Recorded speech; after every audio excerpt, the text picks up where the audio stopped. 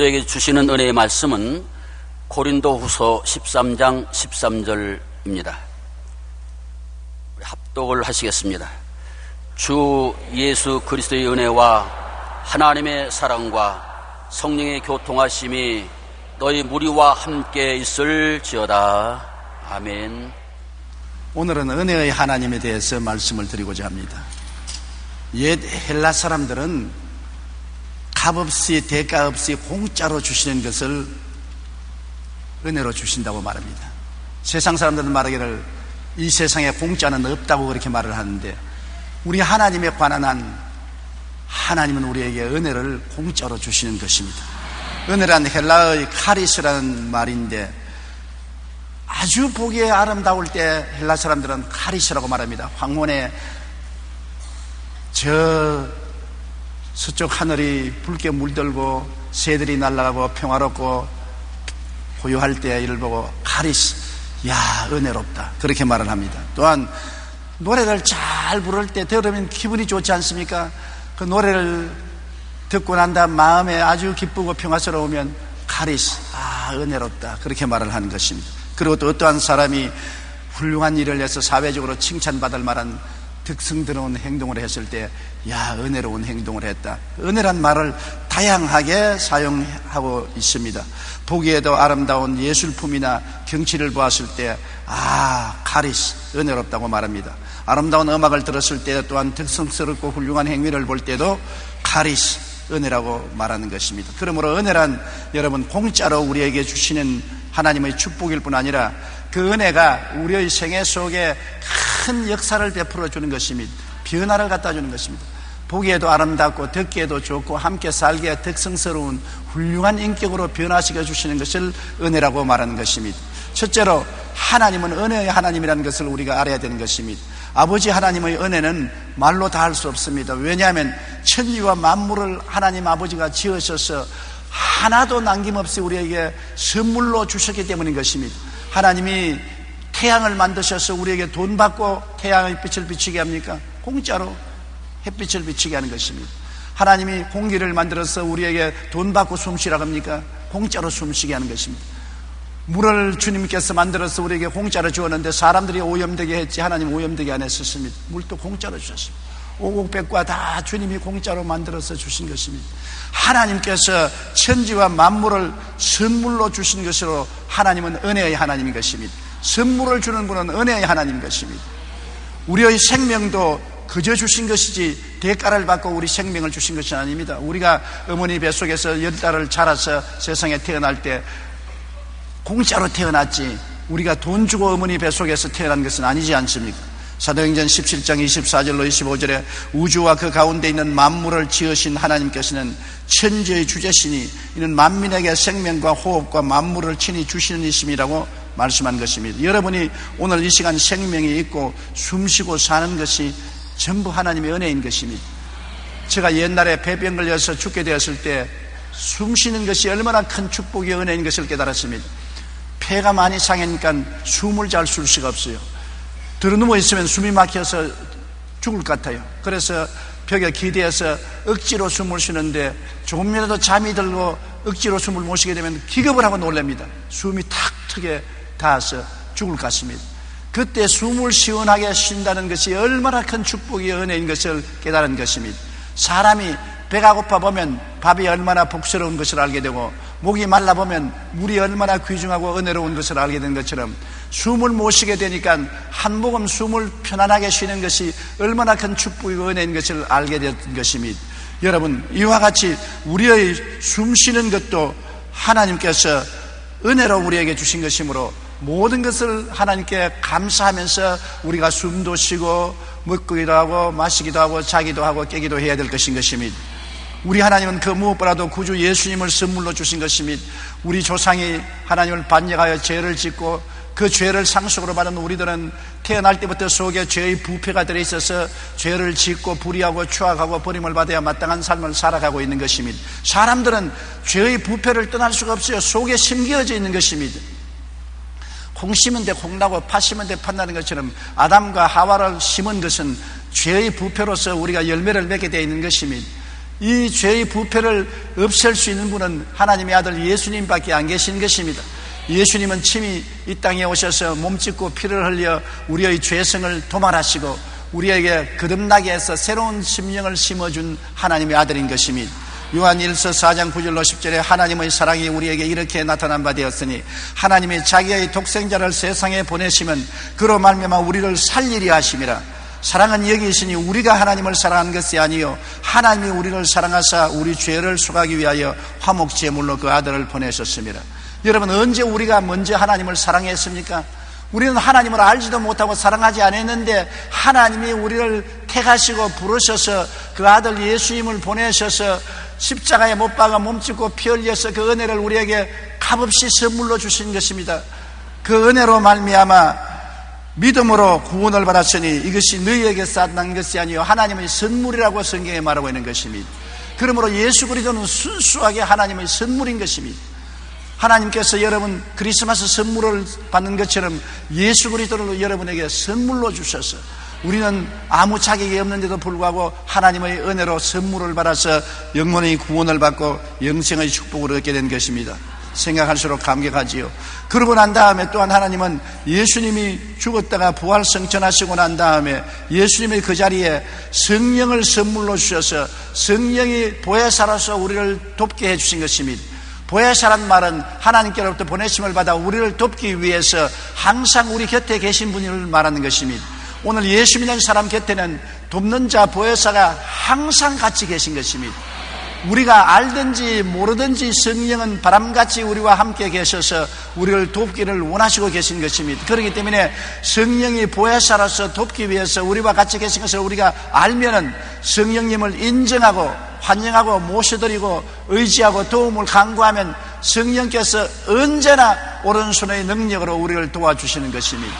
오늘날 많은 사람이 이 세상에 살면서 성령의 도우심을 받지 못하는 이유는 성령이 있음도 알지 못하기 때문인 것입니다.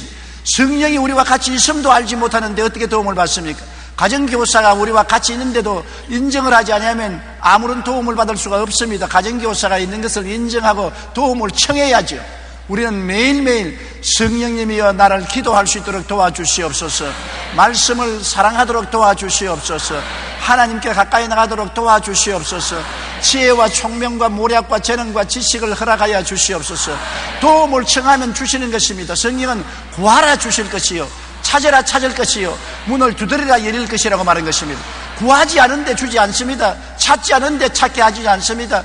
문을 두드리지 않은데 열어주지 않는 것입니다. 오늘날 너무 많은 사람들이 하나님의 도움을 구하지 않기 때문에 받지 못하는 것입니다. 없는 것은 구하지 않기 때문에 없다고 말하는 것입니다. 성령을 선물로 주신 것을 감사해야 됩니다. 사도행전 2장 17절에 하나님이 말씀하시기를 말세 내가 내 영을 모든 육체에 부어주리니 너희 자녀들은 예언할 것이요 너희 젊은이들은 환상을 보고 너희 늙은이들은 꿈을 꾸리라고 말했었으며, 사도행전 2장 38절에 너희가 회개하여 각각 예수 그리스도 이름으로 침례를 받고 죄사함을 받으라 그리하면 성령을 선물로 받으리라. 대가를 주고 선물을 받는 것이 아니라 공짜로 선물로 받는 것입니다.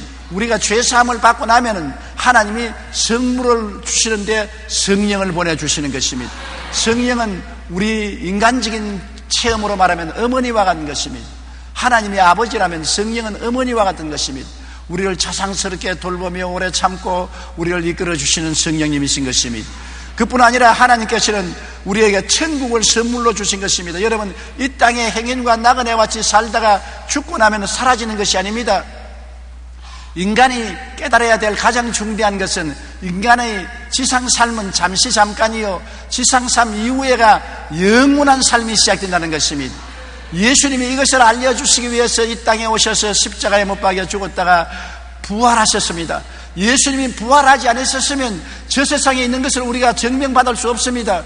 예수님이 죽으셨다가 사망과 음부를 멸하시고 사흘 만에 부활하심으로 그가 하나님의 아들이요 영생의 조상이 되는 것을 우리에게 보여주신 것입니다. 예수님의 제자들이 다 순교를 당했습니다. 왜 하나님이 하나님 사도들을 순교당하겠습니까? 그것은 예수님이 부활한 것을 직접 눈으로 보고 난 다음에 죽음을 불사하고까지라도 예수님이 부활한 것을 부정하지 않은 것을 후세에 보여주어서 예수님이 진짜로 부활한 것을 우리가 깨달아 알게 만들어 주신 것입니다. 그냥 예수님이 부활했다면 우리가 안 믿을지도 모릅니다. 그러나 부활한 예수님을 직접 만나고 함께 식사를 하고 대화를 하는 그 제자들은 나중에 예수 그리스도의 부활을 전가하다가 하나 없이 잡혀서 목숨을 바친 것입니다. 예수님이 부활했다고 증거만 안 하면 살려주겠다는데도 불구하고 우리는 예수님이 부활한 것을 눈으로 보고 그 말씀을 듣고 손으로 만져보고 함께 식사를 나누는 우리들이기 때문에 부인할 수 없다. 그래서 12명의 제자가 모두 다 순교를 당했었습니다. 이를 통해서 보게 될 때 예수님의 부활은 우리가 확실한 사건인 것을 알 수 있는 것입니다. 이 부활 사건을 통해서 우리에게는 천국이 있는 것을 의심하지 않고 믿을 수가 있는 것입니다. 그리스도를 통해야 천국에 갈 수 있고 예수를 저버리면 천국에 가지 못하고 영원한 지옥에 떨어지는 것입니다. 눈물과 고통과 탄식과 고통이 끊이지 않는 그 지옥에 떨어진다는 것이 얼마나 무섭습니까? 예수님은 요한복음 14장 1절로 3절에 말씀하기를 너희는 마음에 근심하지 말라. 하나님을 믿으니 또 나를 믿어라. 내 아버지 집에 거할 곳이 많도다. 그렇지 않으면 너희에게 일렀으리라. 내가 너희를 위하여 거처를 예비하러 가노니 가서 너희를 위하여 거처를 예비하면 내가 다시 와서 너희를 내게로 영접하여 나 있는 곳에 너희도 있게 하리라고 말씀한 것입니다. 예수님이 지금 계신 천국에 여러분과 저를 데리고 가서 함께 있게 만들어주겠다고 약속하셨으니 우리가 예수님이 되면 걱정할 것이 없지 않습니까? 이 땅에 사는 동안에 아무리 고통과 괴로움이 많다고 하더라도 이 땅의 삶이 영원히 계속되는 것은 아닙니다. 이 땅의 삶은 언제고 끝나고 마는 것입니다. 사람이 살면 70이요 강건하면 80입니다. 그 고생과 수고의 날이 지나고 난 다음에 주님께서 영원한 평안과 기쁨의 처소인 천국으로 우리를 이끌어주겠다고 약속하시고 그것을 대가를 받고 주신 것이 아니라 선물로 주신 것입니다. 하나님이 만물을 선물로 주시고 그 아들을 선물로 주시고 성령을 선물로 주신 것처럼 천국도 선물로 주셨으므로 믿음으로 받아들이기만 하면 되는 것입니다. 오직 믿음만 요구되는 것입니다. 믿음만 가지면 주의 선물을 받아서 우리는 천국에 들어갈 수가 있는 것입니다. 여러분, 예수님의 은혜를 생각할 때 우리 마음에 감동되지 아니할 수가 없는 것입니다. 하나님의 선물로 세상에 오신 예수님이 우리를 얼마나 사랑했기에 주님이 몸을 찢고 피를 흘렸었습니까? 요한복음 3장 16절로 17절에 보면 하나님의 세상을 이처럼 사랑하사 독생자를 주셨으니 이는 그를 믿는 자마다 멸망하지 않고 영생을 얻게 하려 하심이라. 하나님이 그 아들을 세상에 보내신 것은 세상을 심판하려 하심이 아니요 그로 말미암아 세상의 구원을 받게 하려 하심이라. 여러분을 일일이 따라다니면서 책잡아 심판하려고 한 것이 아니라 여러분의 죄를 대신 청산하고 여러분을 용서하고 구원하기 위해서 예수님이 오신 것입니다. 그러므로 예수님은 구원의 하나님이요 사랑의 하나님이요 영원한 은혜의 하나님이 되시는 것입니다.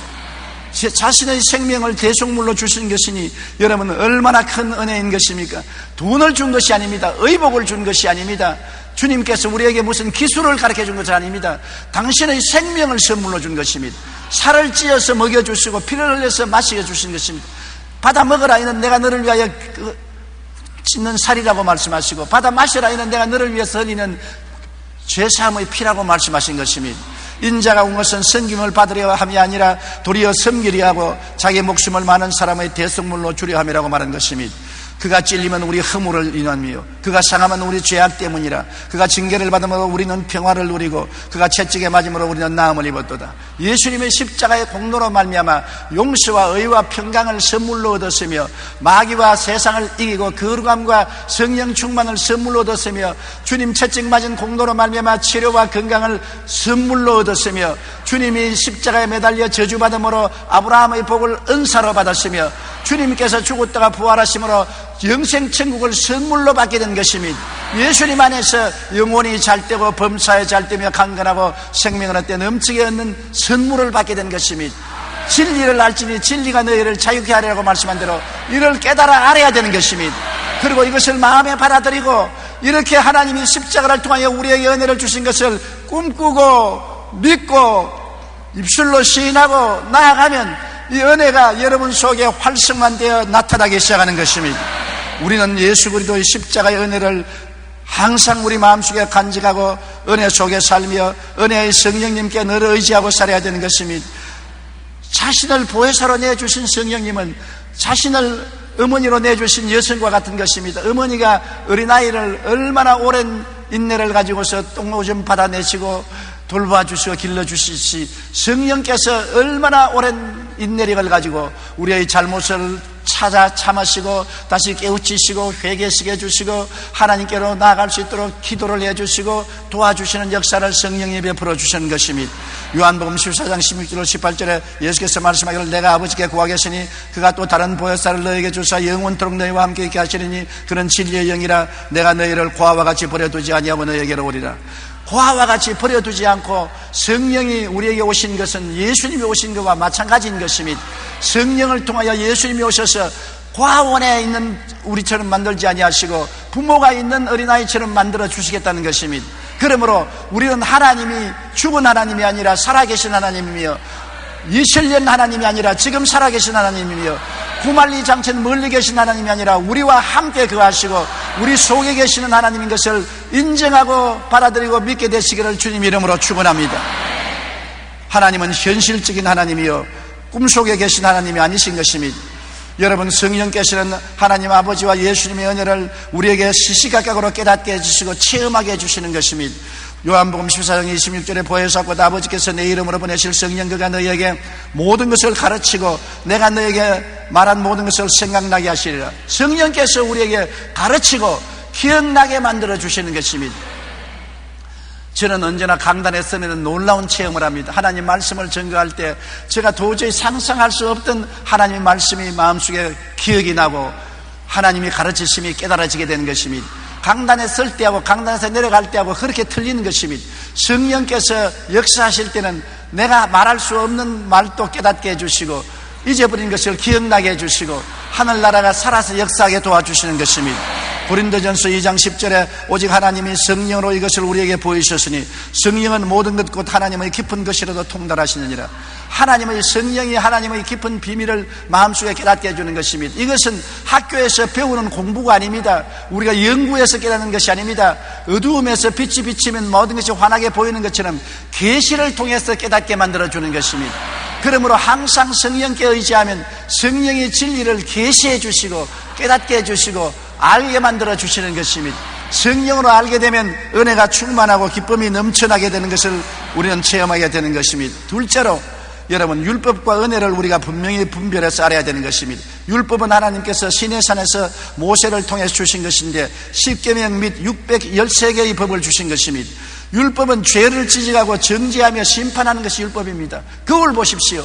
거울이 여러분 화장해 줍니까?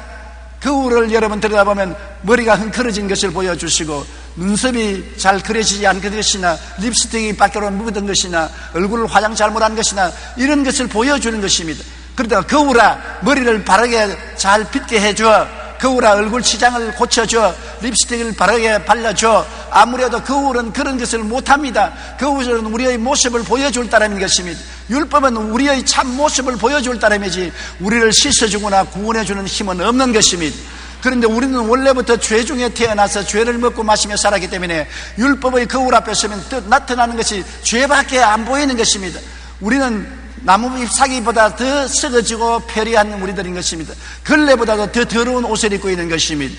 모든 사람이 죄를 범하였으니 하나님의 영광에 이르지 못합니다. 로마서 3장 20절에 율법의 행위로 그의 앞에 의롭다 하심을 얻을 육체가 없나니 율법으로는 죄를 깨달음이라. 하나님의 율법을 통해서 구원받을 수가 없습니다. 왜냐하면 전부 죄인으로 드러나고 하나님 앞에 도망치게 만들어주는 것입니다. 죄인이 벌거벗은 양심을 가지고 하나님 앞에 설 수가 없지 않습니까? 율법 앞에서는 설 수 없으므로 다 도망을 치고 숨어버리고 마는 것입니다. 그러므로 율법으로서 구원받을 사람은 아무도 없는 것입니다. 신의 산 앞에 서면은 그거는 하나님의 내성병력과 벼락만 치는 것이지 아무런 도움을 받을 수가 없는 것입니다. 율법 하에서 여러분 구원받을 사람은 이 땅에 아무도 없는 것입니다. 율법은 인간의 죄성과 교만을 드러내는 것입니다. 우리가 얼마나 많은 죄를 지었다는 것을 백일천하에 드러내고 얼마나 오만하고 교만하는 것을 율법은 우리를 밝히 비추어서 드러내는 것입니다. 로마서 7장 7절로 9절에 율법으로 말미암지 않고는 내가 죄를 알지 못하였으니 곧 율법이 탐내지 말라 하지 아니하였더라면 내가 탐심을 알지 못하였으리라. 그러나 죄가 기회를 타서 계명으로 말미암아 내 속에서 온갖 탐심을 이루었나니 이는 율법이 없으면 죄가 죽은 것임이라. 전에 율법을 깨닫지 못했을 때는 내가 살았더니 계명이 이름에 죄는 살아나고 나는 죽었도다. 율법이 없을 때는 자기가 깨끗한 줄 압니다. 거울이 없을 때는 자기 얼굴에 숯구멍이 묻어도 숯구멍 묻은 줄 모르고 당당해 합니다. 그러나 거울이 있으니까 숯구멍이 묻고 더러운 것을 알므로 부끄러워서 밖에 못 나가는 것처럼 율법이 없을 때는 자기가 죄인이 아닌 줄 알고 당당히 나갔다가 율법이 들어오고 보니 모든 것이 죄라. 천지의 죄가 꽉 들어차 있으니 그 형태로서는 하나님 앞에 나설 수가 없어 도망을 치고 땅굴을 파고 숨으려고 애를 쓸 수밖에 없게 되는 것입니다. 인간의 죄성과 교만은 율법이 오면 밝게 드러나는 것입니다. 그런데 이 율법을 어떻게 처리하는 것입니까? 나의 힘으로 능으로 율법을 처리할 수가 없는 것입니다. 나의 속에 드러난 죄를 청산할 수 없는 것입니다. 오직 용서를 받아야 되는데 누가 용서를 해줍니까? 예수님이 십자가에 못 박여 내 죄를 대신 짊어지고 몸짓고 피 흘려서 나의 죄를 청산해 주셨으므로 예수님의 은혜로서 용서를 받을 수가 있는 것입니다. 여러분이 적은 빚을 지면은 여러분이 갚을 수 있지만은 여러분이 한 사람의 빚을 10억 이상 100억의 빚을 지면 못 갚아요. 10억의 빚을 어떻게 갚습니까? 더구나 100억의 빚을 어떻게 갚습니까? 1000억 1조 원이 되는 빚을 어떻게 갚습니까? 우리가 짊어진 죄는 여러분 돈으로 환산하면 100억이나 1조 원 같은 빚과 같은 것입니다. 평생을 벌어도 못 갚아요. 못 갚으면 그 대신 벌을 받아야죠. 그 벌은 지옥에 떨어지는 것입니다. 이 빚을 청산해 준 자가 누구냐? 예수님이 청산해 주신 것입니다. 빚이 없는 예수님이 하나님 아들로서 죄 없이 동정녀 마리아를 통해서 태어나서 이 땅에 33년 동안 사시고 십자가에 올라가서 우리가 갚을 수 없는 빚을 다 대신 짊어지고 청산하시고 내가 다 갚았다고 외치시고 우리가 주님께 나오기만 하면은 그 보혈로서 죄를 씻어주시고 청산해버리는 것입니다. 우리의 죄를 통해서 서같이 멀리 옮기시고 영원히 덩지로 던지시고 죄가 눈에 다시 보이지 않게 만들어주시는 것입니다. 주님은 갈보리 십자가를 통하여 우리에게 공짜로 용서와 구원을 주시는 것입니다. 죄악을 대신 갚으시고 용서와 회개와 구원을 주시니 이것이 바로 은혜의 구원인 것입니다. 로마서 5장 8절로 9절에 우리가 아직 죄인 되었을 때 그리스도께서 우리를 위하여 죽으심으로 하나님께서 우리에게 대한 자기의 사랑을 확증하시느니라. 그러면 이제 우리가 그의 피로 말미암아 의롭다 하심을 받았으니 또 그로 말미암아 진노하심에서 구원을 받을 것이니라. 이제는 하나님께 심판을 받을 이유가 없습니다. 예수님의 보혈로 우리가 덮어섰으니까 보혈이 말합니다. 내가 갚았다. 하나님 내가 다 갚았어요. 이 피를 보십시오. 내가 다 갚았으니 이 사람에게 심판을 내리지 못합니다. 예수님의 피가 여러분과 나의 우산이 되어서 우리를 막아주시기 때문에 하늘이 내려오는 진노가 예수님의 보혈의 우산에 부딪히면 다 없어져 버리고 마는 것입니다. 예수님의 보혈에 의지하는 사람은 값없이 용서를 받고 의롭다함을 얻고 하나님의 은혜로 구원을 받아 하나님의 백성이 되는 것입니다. 나의 죄를 씻기는 예수의 피밖에 없네. 다시 성취하기도 예수의 피밖에 없네. 예수의 피를 의지하는 사람은 누구나 멸망하지 않고 영생을 얻을 수가 있게 되는 것입니다. 이것이 갈보리 십자가를 통해서 주는 주님의 은혜인 것입니다. 주님께서는 은혜뿐 아니라 갈보리 십자가를 통하여 우리에게 변화를 주는 것입니다. 새 사람, 거듭난 사람을 만들어주는 것입니다. 고린도후서 5장 17절 그런즉 누구든지 그리스도 안에 있으면 새로운 피조물이라 이전 것은 지나갔으니 보라 새 것이 되었도다. 예수를 믿으면 이전 사람 아담의 사람은 지나가버린 것입니다. 그리스도 안에서 새로운 피조물이 되어서 새 사람으로 거듭나는 것입니다. 죄가 물러가고 용서와 의로운 사람이 되고 세속이 물러가고 거룩한 사람이 되고 질병이 물러가고 치료받은 사람이 되고 저주가 물러가고 아브라함의 복을 받은 사람이 되고 멸망이 물러가고 영생복락이 얻은 사람이 되는 것입니다. 택하신 족속이요 왕같은 제사장이요 거룩한 나라요 그의 소유된 백성이 되는 것입니다. 거듭나서 새 사람이 된다는 놀라운 은총을 우리가 받게 되는 것입니다. 다시 말하면 여러분의 신분이 달라지는 것입니다. 한 여성이 시골에서 오줌똥이 들고 밭에 가서 오줌 뿌리고 온갖 고생과 괴로움을 다하다가 부잣집 아들하고 결혼을 해서 시집을 오게 되면 신분이 달라집니다. 이제 오줌똥이 머리에 걸머지고 밭에 가서 뿌릴 필요가 없는 것입니다. 수고하고 고통당할 필요가 없는 것입니다. 부잣집 며느리가 되어서 이제는 온 영화를 누리고 살 수 있는 신분상 변화를 가져온 것입니다. 여러분, 우리는 예수 믿고 난 다음에 신분상 변화를 가져오는 것입니다. 하나님께서 우리를 흑암의 권세에서 건져내서 그 사랑의 아들 나라로 옮긴 것입니다. 여러분은 사랑의 아들 나라에 살고 있지 마귀의 세상에 살고 있지 않은 것입니다. 온 세상은 악한 자에게 속에 있으나 여러분 예수를 구주로 모심으로 여러분은 하나님의 사랑의 아들 나라 속에 들어와 있는 것입니다. 아들을 통하여 의로운 사람이 되었고, 아들을 통해서 거룩한 사람이 되었고, 아들을 통해서 병 나은 사람이 되었고, 아들을 통해서 아브라함의 복을 받은 사람이 되었고, 아들을 통해서 영생 복락을 얻은 사람이 된 것입니다. 자기의 신분이 어떠한 사람인지를 알기를 바랍니다. 자기가 누군지를 모르고 살면 얼마나 불쌍한 사람인 것입니까? 당신이 누구요? 나는 누군지 모릅니다. 너무나 비참하잖아요. 당신이 누구요? 나는 오중복음과 삼중축복을 받은 사람인 것입니다. 나는 그리스도 안에서 새 사람이 되고 영혼이 잘되고 범사에 잘되며 강건하게 된 사람입니다. 나는 이런 사람이요. 그렇게 주장할 수 있으면 얼마나 좋지 않습니까? 여러분, 신분을 확인하고 사십시오. 옛 사람이 아닙니다. 새 사람이 된 것입니다. 예수님의 보혈로 값주고 사서 사망과 음부에서 해방된 사람인 것입니다. 자유를 얻게 된 사람인 것입니다. 복받은 사람인 것입니다. 승리를 얻은 사람인 것입니다. 영광스러운 사람이 된 것입니다. 내가 누군지를 알아야 내가 그리스도 안에서 성공적인 삶을 살 수 있습니다. 내가 누군지 알아야 내 신분을 주장할 수 있는 것입니다.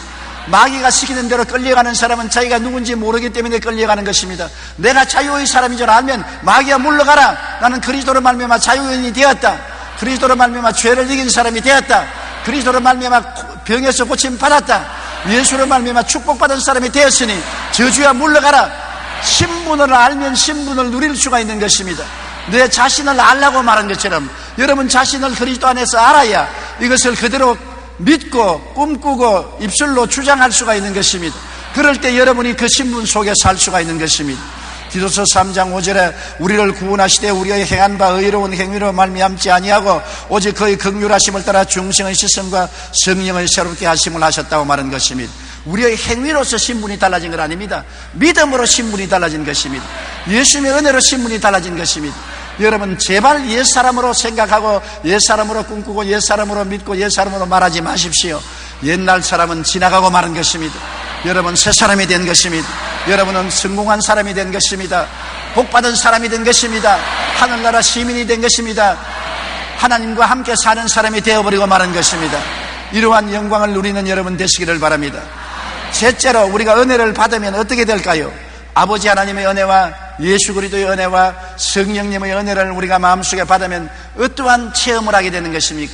은혜는 여러분에게 모든 것을 아름답게 변화시키는 역사를 가지고 있는 것입니다. 은혜는 공짜로 받을 뿐 아니라 보기에도 아름답고 덥기에도 돋고 같이 살기에도 덕성스러운 큰 변화를 말하는 것입니다. 은혜가 오면은 가장 먼저 오는 것이 마음의 평화가 다가오는 것입니다. 이스라엘 예수님의 제자들이 그리스도와 함께 갈릴리 호수를 건너가다가 큰 풍랑을 만났지 않습니까? 풍랑이 대작하여 돛이 부러지고 닻이 부러지고 그들은 물에 흠뻑 젖고 물이 배를 침몰시키려고 한 그 위험에 처했을 때 주무시는 예수님을 깨워 일으키니 예수님이 일어나서 바람과 바다를 꾸짖으시며 즉시로 잠잠해지고 마는 것입니다. 여러분과 나의 인생 풍파에 우리가 시달려서 죽을 지경일 때가 많습니다. 고난의 풍파, 가정의 풍파, 생활의 풍파, 인생고의 바람에 시달려서 고통당할 때 예수님을 깨워 일으켜서 그리스도의 은혜가 오면은 마음속에 평화가 즉시로 다가오게 되는 것입니다.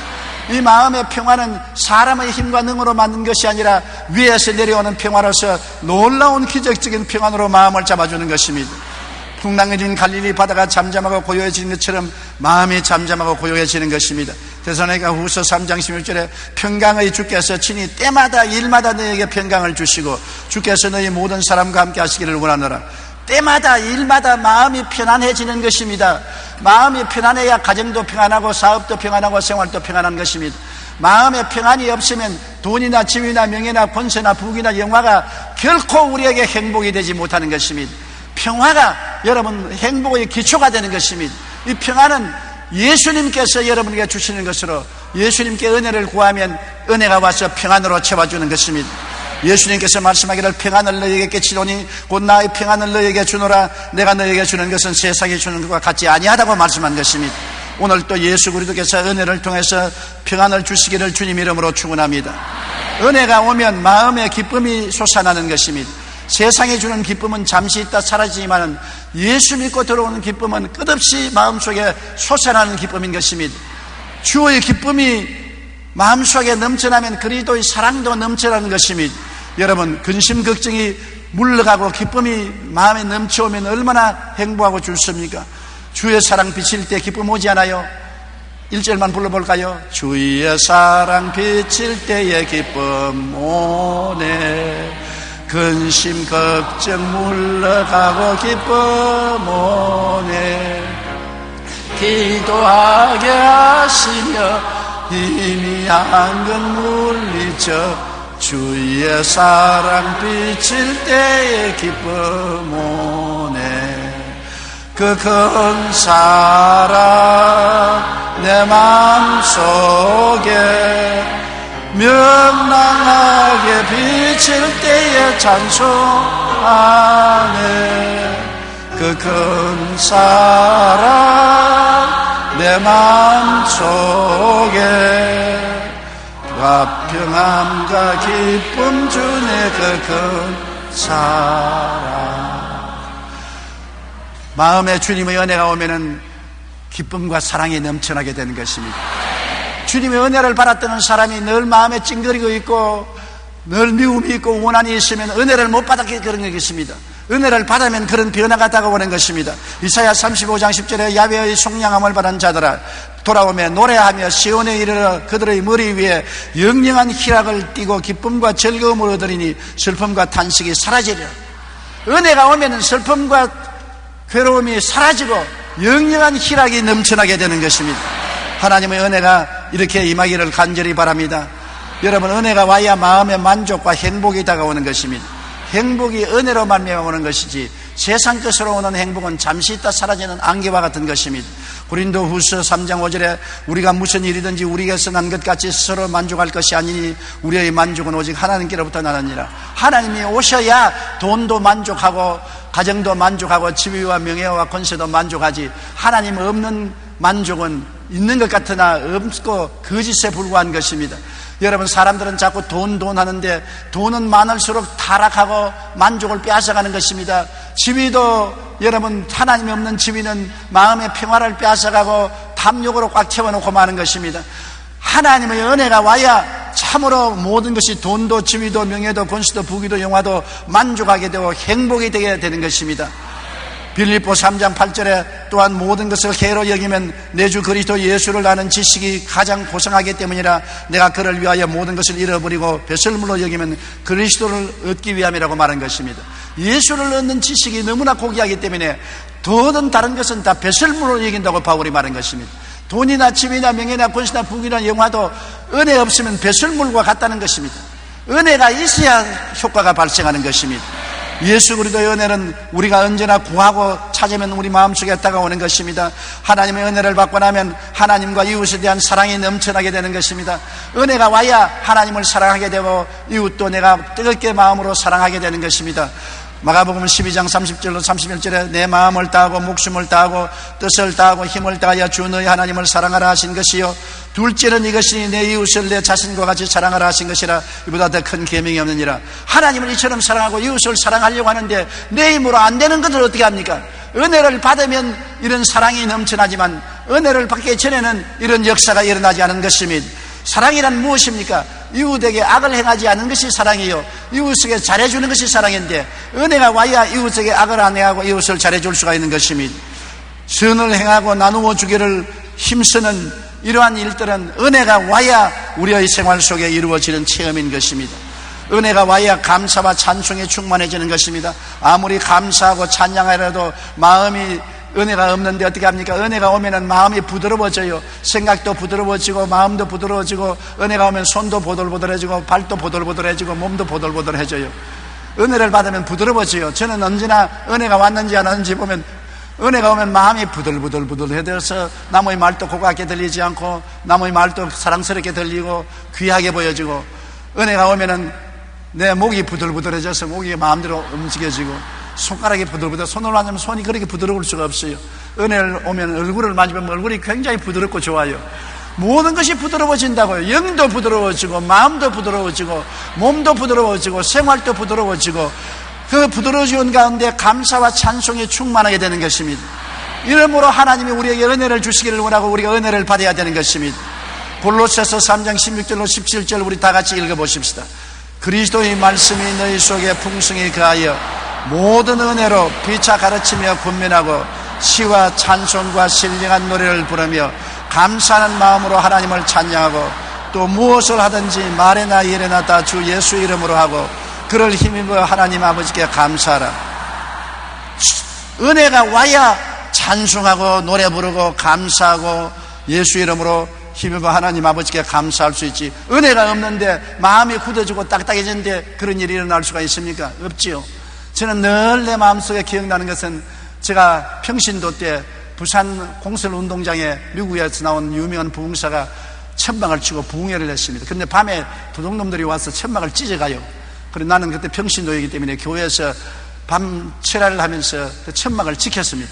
근데 늦가을이라 얼마나 춥든지 그때는 담요도 없어서 가만히 몸에 이렇게 둘러치고서 엎드리는데 밤에 철야하는 사람이 한 20, 30명 신세가 고약한 사람들만 모여서 철야를 해요. 그때.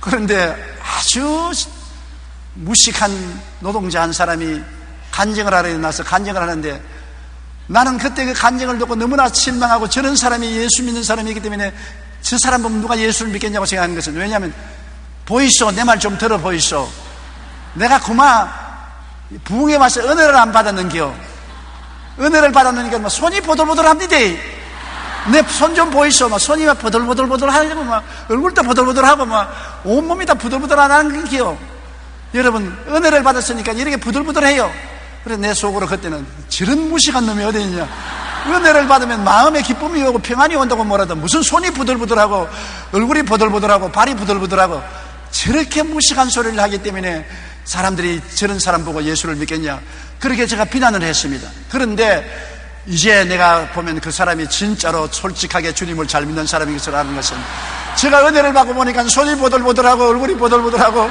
몸도 보들보들하고 마음도 보들보들하고 부드러워지는 것을 느끼는 것입니다. 그래서 예수 믿는 사람들이 은혜를 받아야 부딪혀도 부들부들하기 때문에 싸움을 안 해요. 뼈다귀 때문에 있어 딱딱하면 부딪히면 딱딱 소리가 나고 괴로우니까 조금만 부딪혀도 고함을 치고 싸움을 하지만은 은혜가 있으면 부들부들해서 부딪혀도 부들부들하고 욕을 얻어먹어도 부들부들하고 불의를 당해도 부들부들하고 부드러운 신자가 되기 위해서는 은혜를 받아야 되는 것입니다.